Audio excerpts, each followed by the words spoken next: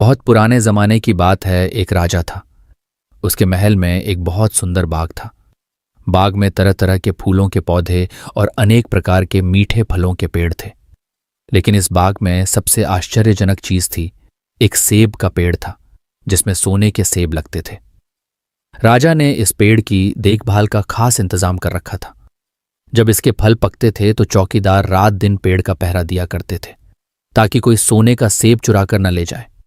लेकिन एक दिन की बात है कि बाग के माली ने जब सोने के सेबों को गिना तो उसमें से एक सेब गायब था। उसने दौड़कर राजा को खबर दी। राजा फौरन बाग में पहुंचा।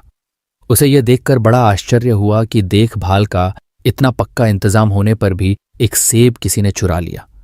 उसने ऐलान किया कि कोई सोने के सेब को चुराने वाले चोर का पता देगा, उसे इनाम दिया जाएगा।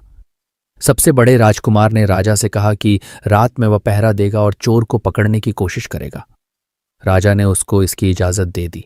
बड़ा राजकुमार रात में पहरा देने लगा, लेकिन 2 घंटे बाद ही उसे नींद आ गई और वह सो गया। सुबह उठकर जब उसने सेबों को गिना तो वह देखकर चकित रह गया कि रात भर में एक और सेब गायब हो गया था। इसके बाद दूसरी रात को मंझले राजकुमार ने पहरा देने का काम संभाला। उसे भी नींद आ गई और तीसरा सेब चोरी हो गया। राजा बहुत चिंतित था। दरबारियों की भी समझ में नहीं आ रहा था कि क्या किया जाए। सब लोग उदास बैठे थे कि इतने में सबसे छोटा राजकुमार आया और उसने कहा कि आज की रात मैं पहरा दूंगा और चोर को पकड़ूंगा। राजा इस राजकुमार से खुश नहीं रहता था। वह उसे मूर्ख भी मानता था। उसने उसे डांटते हुए कहा, तुम क्या समझते हो? क्या तुम्हें इसमें सफलता मिलेगी? तुमसे बड़े और तुमसे ज्यादा समझदार दोनों राजकुमार इस काम में असफल हो चुके हैं।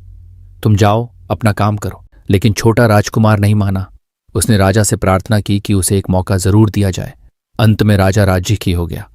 राजकुमार रात में पहरा देने लगा। उसने तय किया कि वह किसी भी हालत में नहीं सोएगा और चोर को जरूर पकड़ेगा।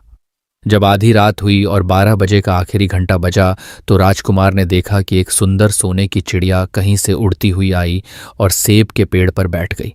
उसने देखते देखते सोने का एक सेब तोड़कर अपनी चोंच में पकड़ लिया।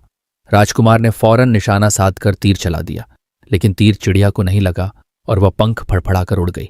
हाँ, इतना अवश्य हुआ कि उसका एक सुनहरा पंख टूटकर जमीन पर आ गिरा। दूसरे दिन सुबह राजकुमार ने राजा को सारी बात बता दी और वह सोने का पंख उनके सामने रख दिया। पंख इतना सुंदर और इतना कीमती था कि राजा उसे देखता ही रह गया। उसने कहा, अगर उस चिड़िया का एक पंख इतना सुंदर है तो वह पूरी चिड़िया कितनी सुंदर होगी।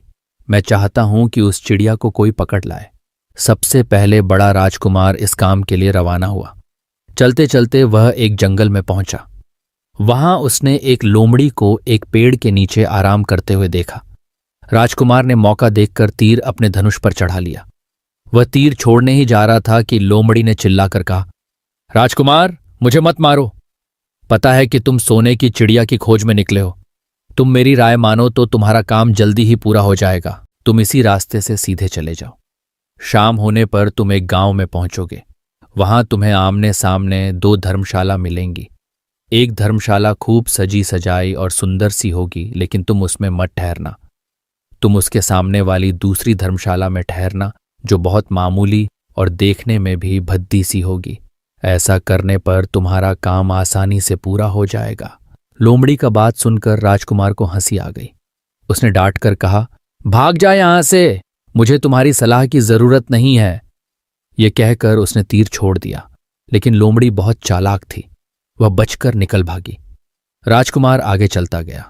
शाम को जब वह एक गांव में पहुंचा तो उसने देखा कि वहां सड़क के किनारे सचमुच 2 धर्मशाला थीं।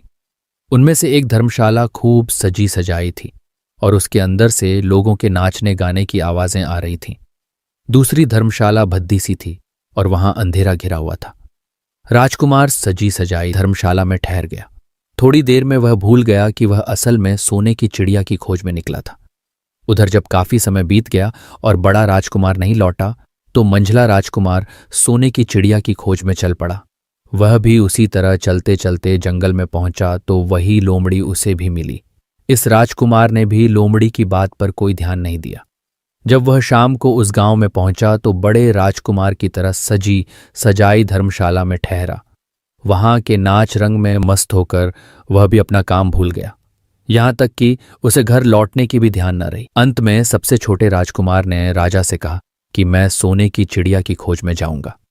राजा को विश्वास था कि जब उससे बड़े दोनों राजकुमार इस काम में सफल नहीं हुए तो इसे और भी सफलता नहीं मिलेगी। लेकिन उसके जिद करने पर राजा ने उसे इजाजत दे दी। छोटा राजकुमार तैयार होकर सोने की चिड़िया की खोज में निकला। जंगल में उसे भी लोमड़ी मिली। राजकुमार ने लोमड़ी की बात को ध्यान से सुना और लोमड़ी से कहा, ठीक है, तुम जैसे कह रही हो मैं वैसा ही करूंगा। अब तुम जाओ, मैं तुम्हें नहीं मारूंगा। इस पर लोमड़ी खुश होकर बोली, तुम सबसे अच्छे लड़के मालूम होते हो। तुमने मेरी बात बात का मजाक नहीं उड़ाया और मुझ पर तीर नहीं चलाया। मैं तुमसे खुश हूं और तुम्हारी मदद करूंगी। आओ, तुम मेरी पूंछ पर बैठ जाओ, मैं तुम्हें उस धर्मशाला तक पहुंचा देती हूं। देखते देखते लोमड़ी की पूंछ काफी बड़ी हो गई और राजकुमार उस पर बैठ गया। उसके बैठते ही लोमड़ी हवा में उड़ने लगी और थोड़ी